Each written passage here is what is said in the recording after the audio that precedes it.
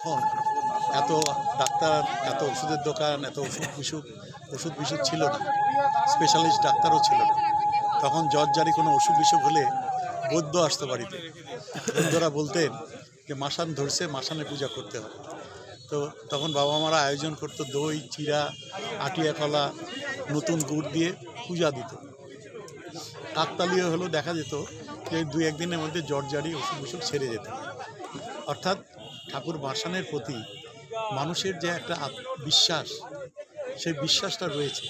এতদিন তো গ্রামে গঞ্জে এই মাসান পূজা হয়ে আসতো, কোনো নদীর ধারে, বিলের ধারে, কোনো জঙ্গলের ধারে হয়ে আসতো। সম্ভবত 2007 সালে আমি প্রথম বারোকোদালিতে আমি মাসান পূজার উদ্যোগ নিই, স্থানীয় লোকজনদের সঙ্গে নিই, এবং উদ্বোধনও করি আমি সেটা। এখন সেদিন থেকে এখনও চলে আসছে, 6 সাল কি 7 সাল হবে, আমার ঠিক সালটা মনে নেই।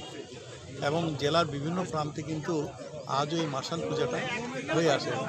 যেমন আপনার এদিকে তুফানগঞ্জে রতনরা একটা করে, ওখানে এরকমই বিভিন্ন জায়গায় মাথা ভাঙাতে হয়, বিভিন্ন জায়গায় হয়ে আসে।